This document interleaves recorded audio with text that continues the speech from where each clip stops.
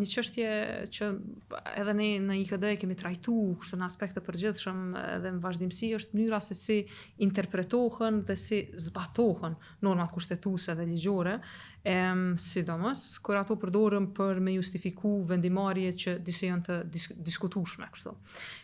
Ju e përmendët interpretimet kështu skajshmërisht formaliste dhe ndoshta është mirë të kemi një aspekt të asaj se si e shihni ju këtë fenomen në kontekstin e zhvillimeve konkrete në vendin tonë dhe çfarë pasoja ka kjo për funksionimin e përgjithshëm demokratik në vend.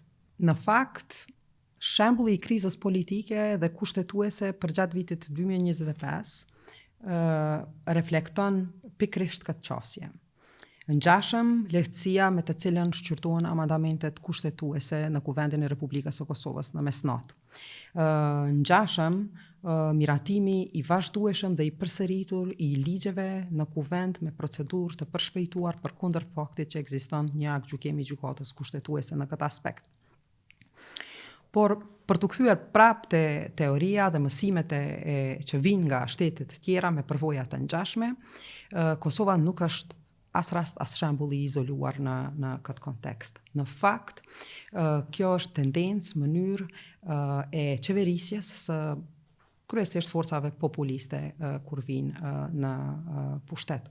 Raportet të Komisionit të Venecias, edhe pse në kontekste dhe shtete të ndryshme, kanë tërhequr vëmendjen dhe vërejtjen rreth një fenomeni të tillë, duke theksuar qartazi se një qasje e tillë e rrezikon demokracinë dhe sundimin e ligjit.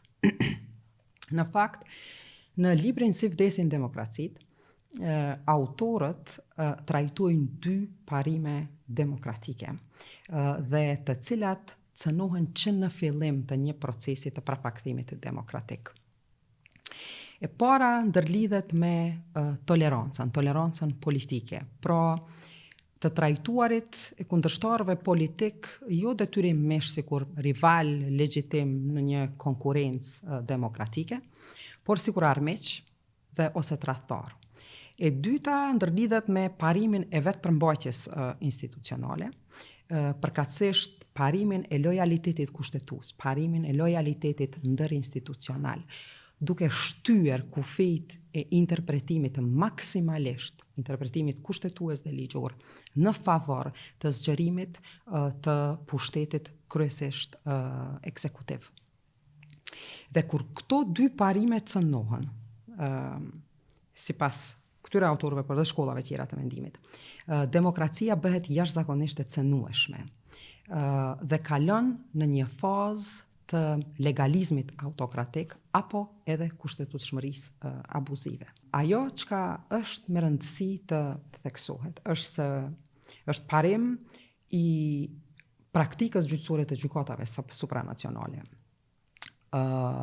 Kryesisht i GDN-s, por edhe i GDPR-s, që vlerat, parimet dhe të drejtat nuk mund të jenë iluzore dhe teorike.